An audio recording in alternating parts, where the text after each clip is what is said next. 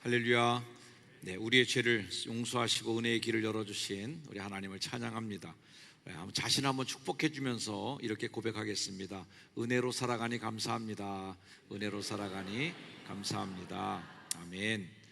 그동안 레위기를 읽어가면서 제가 좀 조심했던 것은 너무 세밀하게 하지 말자, 너무 단어에 하나에 집중해서 강해하면 안 되겠다 하는 마음이었습니다. 그렇게 하다 보면 이 강해 설교가 너무 방대해져서 좀 굵직굵직하게 큰 선만 좀 짚고 넘어가자는 생각을 저에게 계속 이렇게 좀 주입해 놓고 있었는 중이었는데, 이 말씀이 좀 자꾸 마음에 좀 들어오는 거예요. 감동을 주기도 하고 그 감동을 성도들에게도 좀 나눠주고 싶어서 오늘 말씀을 준비했습니다. 오늘 설교 제목인 사함을 받으리라 하는 말씀이에요.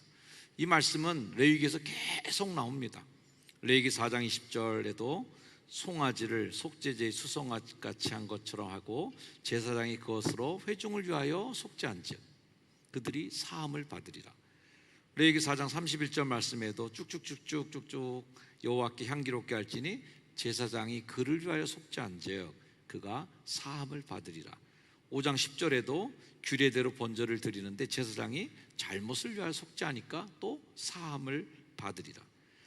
5장 13절 말씀에도 제사장이 그가 이 중 하나를 범하여 얻은 허물 때문에도 속죄한즉 또 그가 사함을 받으리라 하는 말씀이에요.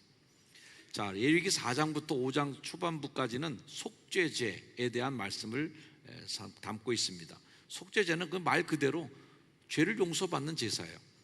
죄의 용서를 위한 제사, 죄에 따른 모든 결과물을 다 제거하고 죄인과 하나님의 관계를 다시 회복시키는 데 필요한 제사. 그래서 그 각 제사마다의 마지막은 이렇게 끝납니다. 사함을 받으리라. 그 제사를 드리니까 이렇게 됐다라는 거예요. 사함을 받으리라. 이 짧은 한 구절에 굉장히 감동적인 말씀인데, 이 짧고 단순한 구절이지만 기독교의 모든 진리를 다 담고 있는 굉장히 중요한 말씀이라고 저는 생각합니다. 요즘 저에게도 이제 복잡한 머릿속에 많은 일들이 있어요. 사랑과의 관계는 이거 어떻게 해결해야 되나, 또 금전적인 문제가 있는 것도 어떻게 하면 좀 잘 해결할 수 있을까, 해야 할 일이 많은데 시간도 부족하고 에너지도 딸리고 있는데, 이렇게 부족한 시간, 부족한 에너지를 어떻게 보충하면서 이 일을 끝낼 수 있을까? 몸과 마음이 많이 무거울 때 만일 누가 저한테 이런 소식을 전해주면 얼마나 좋을까요? 다 해결됐습니다, 이렇게 말이죠. 다 해결됐습니다 그러면 정말? 진짜? 와, 이제 다 됐네, 부담 없네, 이제 끝났어 라고 하는 거예요. 오늘 이 설교 서두 본문에 나오는 어떠한 사람도 그런 고민을 갖고 있었어요. 허물이라는 것에 대한 고민을 갖고 있었죠. 누군가에게 저주하는 소리를 들었는데 가서 증인으로 이제 그 증인을 서야 된다는 겁니다. 여러분도 다 경험했다시피 누군가를 저주하는 말을 누가 했다면 우연히 들었겠어요? 뭔가 친한 사람에게 들은 거죠. 그거 다 가서 증인을 서야 된다고 그러니까 서로 간의 인간관계도 문제가 되죠. 또 그분하고 같이 내가 또 이익과 또 손해관계가 있다면 이것도 또한 부담이 돼요. 또 그런 이유로 인해서 나 증언 안 하겠습니다 하면 그 허물과 죄가 다 내가 또 뒤집어 쓰게 되고, 이러니 그 마음의 고통이 보통 큰 게 아니에요. 요즘 뉴스에서 많이 보는 장면이죠. 부담을 무릅쓰고 솔직히 증언하는 증인들도 있고, 거짓말을 계속 또 해야 되니까 그 또한 피가 마르는 상황을 겪는 증인들도 뉴스를 통해서 우리가 자주 보고 있는 바입니다. 그럼 막 부담이 있는 거죠. 그럴 때 어느 누군가 소식을 전했다고 생각해 보세요. 누군가 다 자기가 잘못했다 고백하고 벌을 혼자 다 받겠다고 합니다. 그러니 이제 당신은 사함 받았습니다, 당신은 무죄입니다, 이렇게 되면 와, 정말 하늘을 날아갈 것 같은 그런 기분이 들 것 같습니다. 이 말은 저지른 죄를 마음에 품고 끙끙 앓는 사람에게 들려오는 가장 행복한 말이죠. 사함을 받으리라. 무죄입니다, 아무 죄도 없습니다. 사함을 받았다라고 하는 이 짧은 문장 안에 기독교 신앙의 가장 깊고 심오한 원리가 담겨 있는데, 죄의 문제를 해결하는 것이 어떤 이 종교가 갖고 있는, 우리 기독교가 갖고 있는 가장 핵심이잖아요. 죄의 문제 어떻게 해결할 것인가. 근데 이 죄의 문제를 해결이 됐다는 거예요. 사함을 받았다는 거예요. 할렐루야. 별로 안 기쁘신가 봐요, 여러분들. 사함을 받으리라. 아멘이시죠? 네. 우리에게 꼭 필요한 복음인 거죠. 그래서 레이기 강의를 하면서 제가 이 말씀을 꼭 한번 설교해야 되겠다는 마음을 품게 됐었습니다. 이 사함을 받으리라 하는 이 말 속에 세 가지 중요한 원리가 있어요. 제물의 피를 통한 죄의 보상의 원리, 제사장의 중보를 통한 용서의 선언, 중보자의 원리, 하나님의 주권적 은혜로 주어진다고 하는 이 죄사함을 주는 하나님의 주권의 원리, 이 진리 속으로 한번 좀 들어가 보려고 합니다. 자, 죄의 값은 죽음이에요. 하지만 그 죽음을 피로 살려낸다는 진리가 이 안에 담겨 있습니다. 죄는 그냥 넘겨갈 수 없어요. 다 하나님이 기억하신다. 그리고 기억하시는 그 죄에 대해서 반드시 묻는다는 거예요. 로마서 6장 23절에서 죄의 싹은 사망, 딱 도식이 되어 있고요. 야고보 1장 15절 말씀에는 욕심이 인차한 즉 죄를 낳고 죄가 장성하면, 죄가 장성하면 뭐가 돼요? 사망이 있어요. 죽는다는 거죠. 죄를 지은 것은 죽음으로 값을 치러라 하는 것이 하나님의 공의의 원칙입니다. 이 공의의 원칙을 깨뜨리지 않고 어떻게 하면 그 죽을 죄를 지은 사람을 살려낼 수 있을까? 그 방법을 알려준 것이 제사인 것이고, 오늘의 우리가 다룰 속죄제입니다. 히브리서가 이 말씀을 확증해 주고 있어요. 율법을 따라 모든 물건이 피로 정결하게 돼요. 그러니 피 흘림이 없은 즉 사함도 없어요. 반드시 사해 줄 때에는 피가 있어야 된다는 거죠. 죄 사함에는 피가 반드시 필요하다. 죄의 무게, 생명의 무게와 같고, 그 생명의 무게는 곧 또 피의 무게예요. 그래서 제사에는 반드시 그 제물이 필요한 것입니다. 많이 들으셔서 이제는 여러분들도 잘 아시는 내용이에요. 죄를 지은 사람이 죽는 것이 이제 아니죠. 죄를 지은 사람 대신 제물이 이제 죽는 건데요. 레위기 17장에 그 원리가 나와요. 육체의 생명은 피에 있음이라. 내가 이 피를 너희에게 주어 제단에 뿌려 너희 생명을 위하여 속죄하게 하였나니 생명이 피에 있으므로 피가 죄를 속하느니라. 이것이 이제 대속, 그 피를 통해서 내 죄가 대신 용서받는 원리인데요. 대속이라는 말이 뭐예요? 남의 죄를 대신하여 벌을 받거나 속죄함, 이런 뜻을 갖고 있고, 예수님이 십자가에 못 박혀 죽음으로써 그 보혈을 인류의 죄를 대신 씻어 구원한 일, 이것이 대속입니다. 옛날 고대 시대에는 종이 주인 대신 죄를 다 뒤집어 쓰고 종이 벌을 다 받고 죽음까지도 당하는 그런 일들을 대속을 감당하는 종도 있었다는 거예요. 자, 문제는 여기서 하나 고민이 되는 것은, 구약의 그 제물이 그렇게 피를 흘려서 죄를 용서해 주는 것까지는 오케이, 좋아요. 근데 문제는 한계가 있다는 거예요. 히브리서 10장 말씀에 황소와 염소의 피가 능히 죄를 없이 하지 못함이라. 아니, 언젠 된다고 그러고 여기서 또 왜 안 된다고 그러는 거예요? 피로 용서된다며.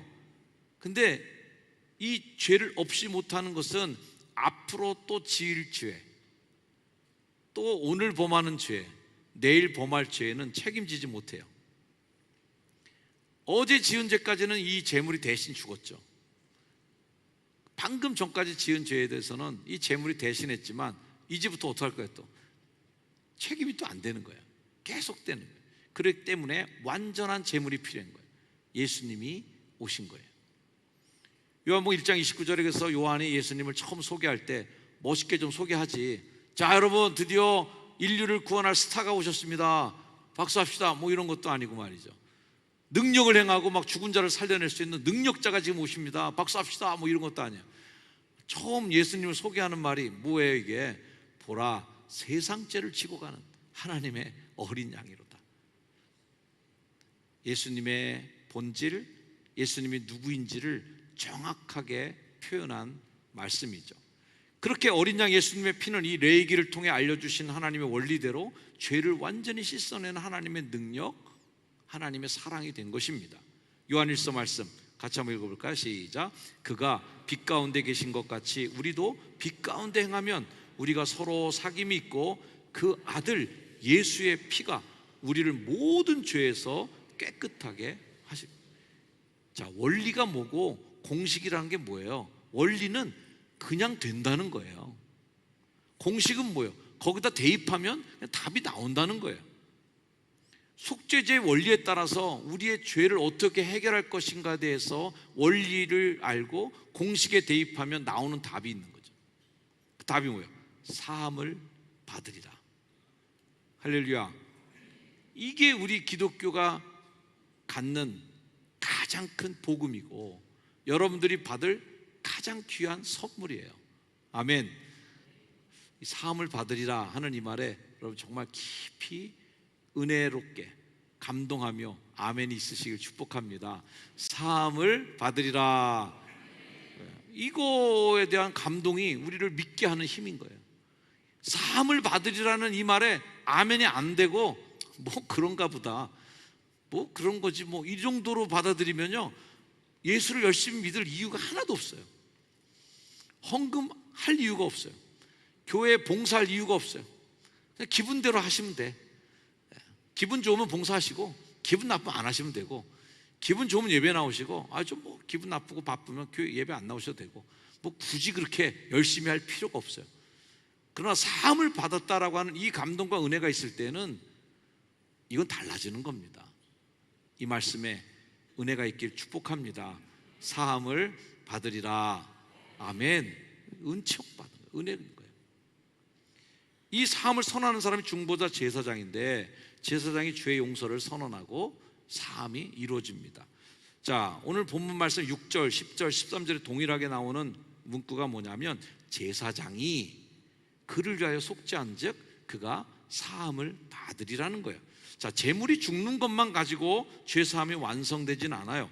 제사장이 공식적으로 하나님이 말씀하신 그 룰에 따라서 제물을 하나님께 드리고 죄인을 대신하여 속죄의 의식을 행하고 용서에 선언할 때 죄가 사함받습니다. 제사장의 역할은 뭐냐면 하나님과 인간의 중간자 역할로 중보자 역할을 감당해요. 죄로 인해서 하나님과 인간이 단절됐죠. 직접 하나님께 가지 못했어요. 그래서 중보자 대신 제사장을 통해서 제물을 통하여 하나님께 나아가는 길을 보여주신 것입니다. 자, 만일 이 제사에 제사장이 없다면 어떻게 될까요? 우리가 뭐 캠핑 가서 양갈비 구워 먹는 거랑 뭐 다를 게 뭐 있어요? 불 펴놓고 불 떼고 그냥 양고기 구워 먹고 같이 나눠 먹고 끝, 캠핑이죠 뭐. 성찬식에 사제가 그 떡과 포도주에 성별의 선언을 하고 축복의 강복의 기도를 하지 않는다면 뭐 와인 한 잔에다 안주 먹는 거랑 다를 게 뭐가 있겠습니까? 뭐 그 쫀쫀하게 조그만 잔에다 말이죠. 그것도 많이 주는 것도 아니고 요만큼 그 떡덩어리 하나 뭐 이거 갖고 집에 그냥 큰 와인병 하나 사놓고 식빵 큰 거 하나 사놓고 그냥 와구와구 먹으면서 뭐 한 번 하시면 되는 거 아니에요? 뭐가 차이가 있겠어요? 거기에 사제가 있는 거죠. 그래서 이 거룩한 성찬을 나누는 것은 사제가 있을 때 같이 행하는, 그래서 성찬이 되는 거예요. 하나님 인정하시는 공적인 제사가 되기 위해서 제사장을 세우셨는데, 이 제사장은 하나님과 인간 사이의 중보자 역할을 감당하면서 백성이 죄를 들고 지성소로 들어가서 하나님께 죄를 고백하고 용서받고 그 사죄의 선언을 백성에게 하는 이 사명을 감당한 것이죠. 실제 사례로 이스라엘의 광야 생활을 보면 모든 일들이 다 하나님과 백성이 직접 가지 않고 모세를 통해서 이루어집니다. 백성들이 뭐 죄를 져도요, 뭐 잘못하고 막 불뱀이 나서 무니까 자기들이 그냥 직접 기도하지, 모세를 통해서 기도해 달라고 그래요. 모세에게, 하나님께 기도해 달라고. 이렇게 백성들은 모세에게, 하나님은 모세에게 중재자 역할을 통해서 하는 거죠. 레위기 10장 11절 말씀에 나 여호와가 모세를 통하여 모든 규례를 이스라엘 자손에게 가르치리라 하시면서 모세를 중개자로 세웠습니다. 레위기 16장에서는 그래서 대제사장의 역할을 이렇게 설명하죠. 자, 기름 부음을 받고 위임되어 아버지 제사장에게 위임되어서 아들 대신해서 아들이 제사장을 될 때에 이 제사장의 직분을 행하는 제사장은 속죄하되 세마포 곧 거룩한 옷을 입고 지성소를 속죄하고 회막과 제단을 속죄하고 제사장들과 백성의 회중을 위하여 속죄하고, 이 제사장의 가장 중요한 역할이 속죄를 하는 일이에요. 하지만 이 대제사장이 백성을 전체를 대표해서 하나님께로 나아갔지만 이 또한 완전하지 않아요. 아까 제물이 완전하지 않은 것처럼 제사장의 역할도 완전하지 않았다. 왜? 제사장도 죄를 지어요. 히브리서 7장 말씀, 그는 저 대제사장들이 먼저 자기 죄를 위하고 먼저 자기 죄를 깨끗이 한 다음에 지성소 들어가지, 제사장이 죄를 짓고 지성소 들어가면 제사장도 죽었어요. 사람들이 이렇게 끌어내는. 그래서 이 방울을 매다는, 제사장 옷에 방울을 단 것도 그런 사유로 설명하는 교수님의 설명도 들은 적이 있습니다. 방울이 달려있으니까 움직이고 계속 딸랑딸랑거리잖아요. 근데 딸랑 소리가 안 들려. 그러면 죽었네, 우리 제사장님 지성소에 들어가서 하나님께 벌 받아 죽었구나. 그래서 이제 그것도 줄로 이렇게 묶어서 끌어내렸다는 거죠. 제사장들도 자기 죄를 위해서 뭔가 해야 됐어요. 그러니 다음에 백성의 죄를 위하여 날마다 제사를 드리는 것 같이 할 필요가 없게 될 뭔가의 장치, 하나님이 주신 거죠. 예수님, 단번에 다 끝내게끔 해는 단번에 자기를 드려 이루신 예수님 오신 거예요. 자, 이 말씀처럼 구약의 제사장들도 자기가 죄인이었기 때문에 먼저 자기를 위한 제사를 드려야 됐어요. 이런 불완전함을 해결한 것이 예수님이시다. 그래서 히브리서는 예수님을 대제사장이라고 묘사하지만 마지막 부분에 아주 중요한 단서 하나를 달아놓았습니다. 히브리서 4장 말씀, 우리에게 큰 대제사장이 있어요. 예수님이죠. 승천하신 하나님의 아들 예수님이에요. 우리가 믿는 도리를 굳게 잡을지어다. 우리에게 있는 대제사장은 우리 연약함을 동정하지 못하실 분도 아니고 모든 일에 우리와 똑같이 시험을 받으신 이로되, 중요한 말이 하나 더 있죠. 죄는 없으시니라. 제사장도 죄를 지었기 때문에 완전한 중보자 역할을 못했지만 예수님은 죄가 없으신 분이 대신해서 하나님 앞에 서 계신 분이기 때문에 죄가 없는 분이 완전함을 해결하신 거예요. 예수님은 하나님 우편에서 여전히 우리를 위해 중보자 역할을 감당하고 계시다. 로마서 말씀, 누가 정죄하리요? 걱정하지 마세요 여러분. 누가 여러분께 따지고 들겠습니까? 정죄할 필요 없어요. 정죄받을 필요 없어요. 왜? 죽으실 뿐 아니라 다시 살아나시는 그리스도 예수시니 그는 하나님 우편에 앉아 계신데 우리를 위하여 간구하시는 자입니다. 하나님 앞에서 우리를 위하여 계속 간구하시는 분이, 중보자 되신 예수님이 여러분의 주님이신 것을 고백하시길 주여는 축원합니다. 그러니 얼마나 든든해요. 누가 정죄하리요? 외칠 수 있는 거예요. 나를 대신해서 하나님께 말씀하시는 대언자 역할을 예수님이 해주고 계신다는 거예요. 요한일서 말씀, 나의 자녀들아 내가 이것을 너에게 쓰면 너희로 죄를 범하지 않게 하려 함이라. 만일 누가 죄를 범하여도 아버지 앞에서 우리에게 대언자가 있어요. 나를 변호해 주는 분이 있어. 나를 가봐해 주는 분이 있어. 곧 의로우신 예수 그리스도시라. 할렐루야. 이 말씀에 엄청 감동받으셔야 돼요. 이런 분 하나만 있으면 얼마나 우리가 살만 나겠어요. 내가 뭐 잘못해도 하나님 앞에서, 하나님 화내지 마세요. 이분의 죄를 제가 다 책임지겠습니다. 차라리 저에게 벌을 내리세요. 제가 다 책임지겠습니다 하는 분이 계시다. 이런 은혜가 예수 그리스도의 십자가가 주는 중보자 되신 예수님의 은혜인 것, 여러분 믿고 아멘 하시길 주여는 축원합니다. 우리 예수님이 영원한 대제사장이 되셔서 죄가 없으신 분이 하나님께 중보자가 되셨으니 옛날의 대제사장들, 옛날의 제사장들은 그런 한계가 있었지만, 완전하지 않았지만 이제 완전한 대제사장 예수님이 그 문제를 완전히 해결해 주신 그 은혜, 중보자를 통하여 죄가 사해지는 은혜인 것이죠.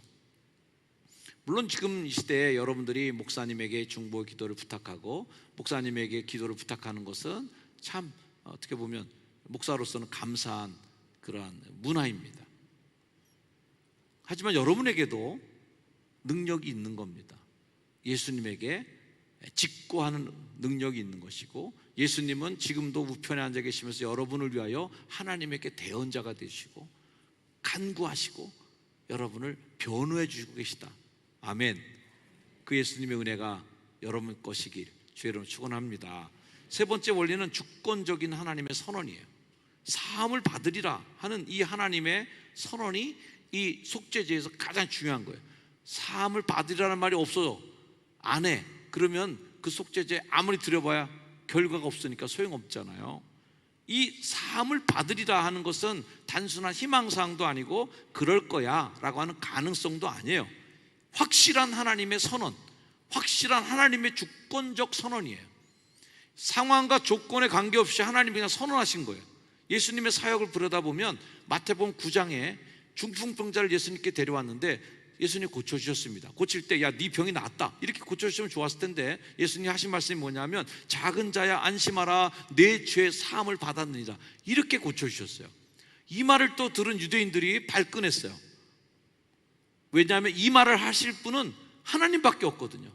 내 죄 사함을 받았느니라 하셔야 될 분은 오직 하나님밖에 없는데 예수님이 그 말을 하신 거예요. 서기관들이 심각하게 여깁니다. 마태복음 9장 3절 어떤 서기관들이 속으로 이르되 이 사람이 신성을 모독하도다. 우리는 아무렇지 않게 읽어내려가는 내 죄 사함을 받았느니라 병자한테 이렇게 얘기해서 병자가 낫기로서니 뭐가 문제야?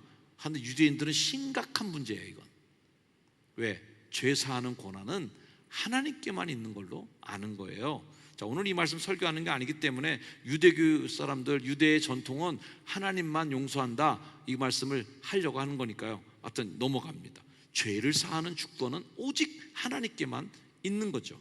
아무리 재물이 죽고 막 피를 많이 흘리고 제사장이 온몸이 피투성이가 돼갖고 중보하면서 이 사람을 대신해서 막 얘기해도 그 제사를 하나님 받지 않으신다면 사함을 받으리라 하는 이 선언이 떨어지지 않는다면 그 제사는 뭐가 아무런 이유가 없는 거죠. 하지만 우리가 기억하고 믿는 건 이거예요. 하나님은 우리에게 원리를 주셨다는 거예요. 원리를 알려주셨어요. 그래서 하나님께 알려주신 그 방법대로 하나님께 나아가는 자는 사함을 받으리라는 약속을 하나님이 하실 것을 우리는 믿고 가는 거예요. 할렐루야. 하나님이 정하신 방법대로 하나님께 나아오는 자는 용서를 받는 이 하나님의 신실하심을 믿고 가는 약속을 지키시는 거죠. 하나님은 벌을 내리기를 기뻐하지 않으십니다. 하나님 구약시대 굉장히 무서운 얘기 많이 듣죠. 재앙도 내리고 벌도 내리고 멸망도 시키시고 막 소돔성을 다 무너뜨리기도 하죠.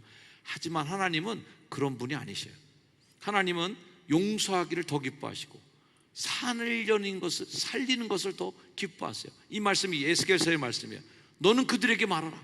뭐라고 말할까요? 주 여호와의 말씀이니라 나의 삶을 두고 맹세하노니. 하나님이 맹세까지 하시면서 말씀하세요. 나는 악인의 죽는 거 절대 기뻐하지 않아. 나는 악인이 죽는 것을 기뻐하지 않냐고 악인이 그의 길에서 돌이켜 떠나 사는 것을 기뻐해 선언하신 거예요. 이스라엘 족속아 돌이키고 돌이키라. 너희 악한 길에서 떠나라. 어찌 죽고자 하느냐. 나 살리고 싶어서 안 달랐는데 너희는 왜 죽으려고 그래? 의인 99이 천국에 있는 것보다 죄인 하나가 돌아오는 거 예수님이 더 기뻐하신다고. 의인이 아무리 많아도 나는 죄인을 위하여 왔다. 한 명의 죄인을 위해서 살리려고 오신 것이 예수님의 사명이었다는 거예요. 용서하고 싶은 자비, 긍휼의 마음이 불타오르고 계신데 죄는 반드시 심판받아야 되고 죄의 값은 사망이어야 돼 라는 이 공의와 긍휼이 충돌을 일으킨 때 그 문제를 해결하는 원리가 바로 대속 제물을 통한 하나님의 구속의 원리인 거죠. 이 원리를 보여주신 원리는 이유는 그 원리를 통해서 반드시 그 결과가 나온다는 거예요. 그 원리를 잘 적용한 말씀이 요한복음의 그 말씀이에요. 예수님이 니고데모에게 설명하시다 말씀하시죠. 모세가 광야에서 뱀을 든 것 같이 인자도 들려야 하리니 이는 그를 믿는 자마다 멸망치 않고 영생을 얻게 하려 하심이라. 굉장히 유명한 말씀이에요. 원리를 보여주신 거예요. 뱀도 놋뱀도 들림받고 그 뱀이 아무 영향력이 없는 놋뱀일지라도 독을 없애주는 생명을 살리는 뱀이 됐고 그걸 보는 자마다 다 살았다면 인자도 들려야 하리니 이는 그를 믿는 자마다 멸망치 않고 영생을 얻게 하려 하심이라. 할렐루야. 원리가 그대로 적용된다는 거예요. 놋뱀을 보고도 살았는데 십자가에 달리신 예수님 바라보고도 못 사냐 이거예요. 이건 샀단 말이죠. 아멘. 이 원리가 로마서 말씀에 그대로 담겨 있어요. 이 예수를 하나님이 그의 피로써 믿음으로 말미암는 화목제물로 세우셨으니 이 화목제물 대신 예수님을 믿음으로 우리가 고백할 때 그 제물이 영향력과 힘을 갖고 죄를 용서하시는 하나님 은혜가 될 줄로 믿습니다. 이는 하나님께서 길이 참으시는 중에 전에 지은 죄를 간과하심으로 안 본 척하는 거예요. 모른 척 하시는 거예요. 자기의 의로움을 나타내신 하나님이 곧 이때 자기의 의로움을 나타내사 자기도 의로우시고 예수 믿는 자를 의롭다고 내가 거룩하니 너희도 거룩하라 하는데 거룩하진 않아. 거룩하지 못해. 그러나 예수 믿는 자를 의롭다고 여겨주셔요. 그렇게 봐주셔. 지은 죄를 간과하셔. 슬쩍 밀어내셔. 그게 바로 화목제물로 삼으신 예수 그리스도의 보혈의 은혜로 그리 된 걸 믿으시길 축복합니다. 이 모든 것의 주도자가 누구냐? 하나님이신 거죠. 그래서 성경 고백합니다. 이것이 너에게서 난 것이 아니라 하나님의 선물이다 말이죠. 선물을 주고 싶은 사람이 그냥 주는 거예요. 돈 내고 선물 사는 사람 없어요. 값을 치르는 거 필요 없어요. 선물로 받으신 건 감사로 받으시면 되는 거예요. 아멘. 여러분, 그 은혜를 감사로 누리시는 여러분들에게 주의 이름으로 축원합니다. 다시 한번 기억하세요. 우리가 죄사함의 은혜를 누리는 것은 하나님의 전적인 주도적인 은혜, 우리의 공로나 자격이 아니라 하나님의 은혜로, 십자가의 공로로 말미암아 우리에게 선물로 주신, 값없이 주신 은혜로 여러분 모두가 그 은혜를 누리고 산단 말이죠. 할렐루야. 얼마나 감사해요. 사함을 받으리라. 구원은 오직 하나님께로만 나온다는 것을 다시 한번 믿음으로 고백하시길 축원합니다. 자, 그러므로 이 구원의 완성, 죄사함의 완성은 어디서 일어나느냐? 예수 그리스도 안에서만 완벽하게 일어납니다. 뭐 예수 그리스도를 굳이 믿고 싶지 않은 분이면 구약의 하나님 원리를 가르쳐 주셨으니까 구약의 원리대로 한번 해보시길 바랍니다. 죄 지음은 다 기억하셨다가 시장에 가셔서 뭐 흑염소라도 염소 한 마리 사셔서 오셔서 안수하시고 저한테 끌고 오면 제가 목 치고 또 피 다 뽑아갖고 막 여기다 피 뿌리고 난리 쳐갖고 매주일 그렇게 한번 해보자고요. 예수님 굳이 믿고 싶지 않으시면 원리는 있으니까. 예수님의 십자가의 죽음은 모든 죄를 완전히 해결하신, 완벽하시고 완결하신 하나님의 은혜의 사건인 것을 믿으시길 축원합니다. 골로새서의 말씀 한번 읽어볼게요. 시작. 또 범죄와 육체의 무할례로 죽었던 너희를 하나님이 그와 함께 살리시고 우리의 모든 죄를 사하시고 우리를 거스르고 불리하게 하는 법조문으로 쓴 증서를 지우시고 제하여 버리사 십자가에 못 박으시고, 우리를 고소하는 고발장에 그냥 우리의 죄가 빼곡하게 적혀갖고 그런 죄목이 너무너무 많은데 말이죠. 우리를 거스르게 하는 거, 우리를 불리하게 하는 그 법조문, 그거 다 주님의 보혈로 지워주셨고 제거하시고 십자가에 못 박힌 예수 그리스도의 은혜로 다 정결하게 됨을 믿으시길 축원합니다. 그러므로 사함을 받으리라는 이 약속, 여러분에게 주어진 축복임을 믿어 의심치 않기를 축복합니다. 이 말씀 한번 다시 한번 힘차게 읽어보겠습니다. 그러므로부터 시작. 그러므로 이제 그리스도 예수 안에 있는 자에게는 결코 정죄함이 없나니 이는 그리스도 예수 안에 있는 생명의 성령의 법이 죄와 사망의 법에서 너를 해방하였습니다. 그리스도 예수 안에 있는 자, 그리스도 예수 안에 있는 생명의 성령의 법이, 이 생명과 구원을 어디서 받아야 돼? 그리스도 예수 안에. 우리가 왜 믿음 안에 머물러야 되는가? 왜 우리가 성령 안에 머물러야 되는가? 왜 우리가 이 예배를 드리는가? 왜 우리가 교회 공동체에 속하는가? 다 그 이유, 그리스도 예수 안에 있으려고 하는 우리들의 몸짓인 거죠. 복음의 핵심을 한번 외쳐보겠습니다. 나는 더 이상, 자, 큰 목소리로 함께 외칩니다. 시작. 나는 더 이상 죄의 지배를 받지 않습니다. 예수 그리스도의 피로 말미암아 나는 완전히 깨끗합니다. 하나님은 더 이상 나를 죄인으로 보지 않으십니다. 나를 예수님의 의로 덧입혀진 자녀로 보십니다. 아멘. 사함을 받으리라는 확정이 여러분에게 떨어졌다면 여러분 이제부터는 감정에 오락가락하는 믿음 사시면 안 됩니다. 하나님이 이것을 확증적으로 우리에게 주셨는데 이거 믿어지는 것이 안 믿어지는 것이 내 감정 때문에, 기분 나쁘면 믿어지고 기분 안 좋으면 안 믿어지고, 교회에서 뭔가 기분 좋은 일 있으면 왠지 그게 믿어지는 것 같고 교회에서 뭔가 기분 안 좋아지는 일 있으면 이게 안 믿어지고, 이런 건 아닌 거예요. 하나님의 말씀에 근거한 확신이 여러분의 있기를 축복합니다. 그것을 확신한다면 어떻게 살아야 될까? 이 확신이 우리의 삶을 변화시키는 힘이 돼야 돼요. 죄책감, 두려움에서 벗어나시고 이제는 하나님의 자녀로 당당하고 자신 있게 살아가는 거죠. 하지만 하나님께서는 이 은혜를 입은 자들에게 책임을 지어주십니다. 우리 감리교회는 완전의 교리가 있어요. 하나님이 의롭다 해주시고 죄 없다 해주시고 구속의 은혜로 우리를 인쳐주시고 하나님의 자녀로 삼아주신 은혜가 있었다면 이 은혜를 누리면서 아우 행복해 너무 좋아 그러고 사는 것으로 끝나지 않는 거예요. 완전에 이르도록 성장해 가라는 거예요. 책임을 주는 거예요.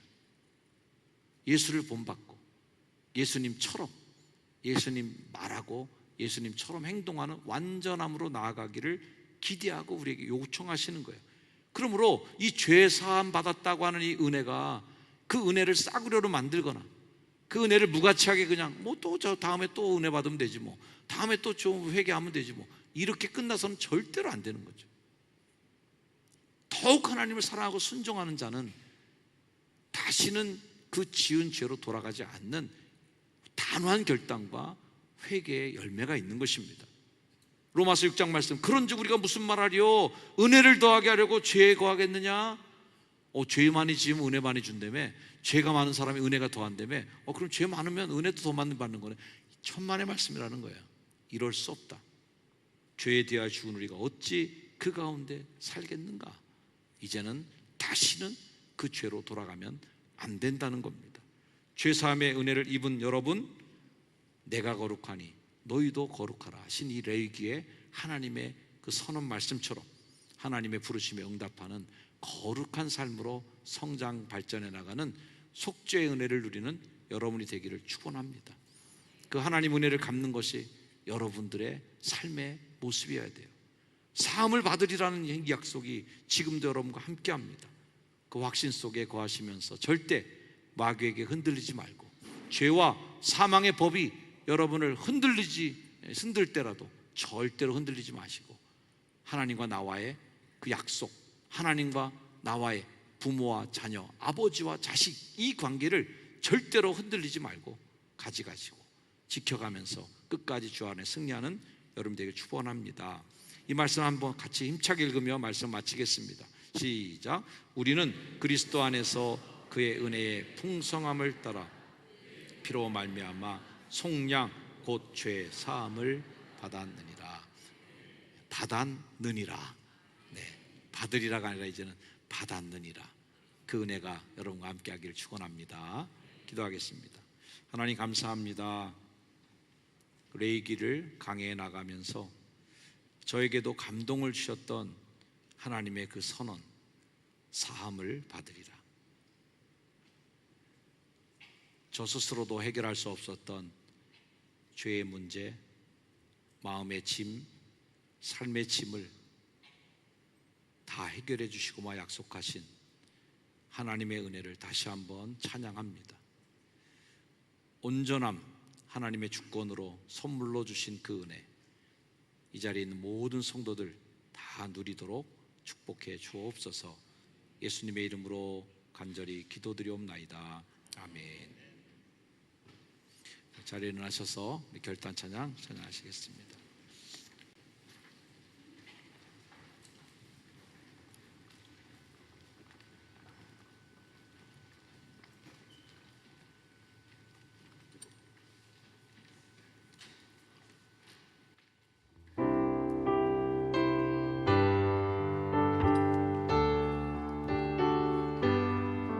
이 죄인을 완전케 하시옵고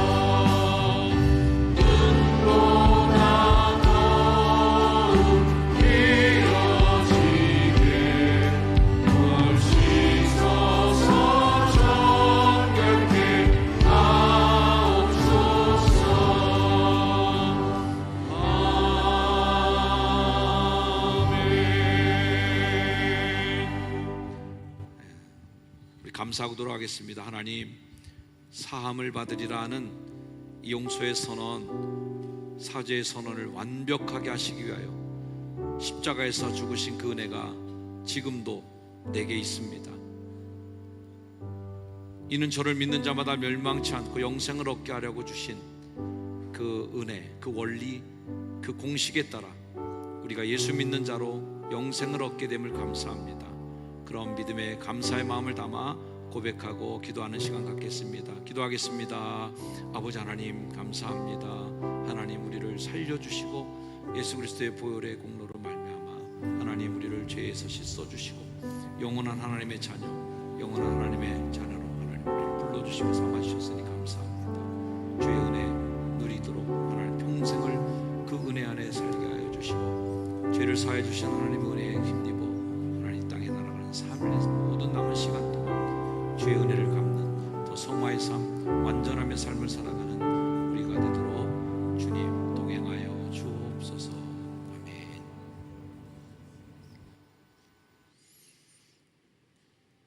우리의 죄를 완전하게 해결하신 우리 예수님 찬양합니다. 그리고 그 은혜를 우리에게 값없는 선물로 주신 하나님의 은혜와 사랑에 감사합니다. 그런 은혜를 나의 것으로 내게 주신 하나님의 은혜로 감사하며 고백하는 주의 성도들 머리 위에 우리 주 예수님의 은혜와 하나님의 사랑과 성령님의 돌보심의 축복이 이제 이후로 영원토록 늘 항상 함께하여 주시기를 간절히 축원하옵나이다. 아멘.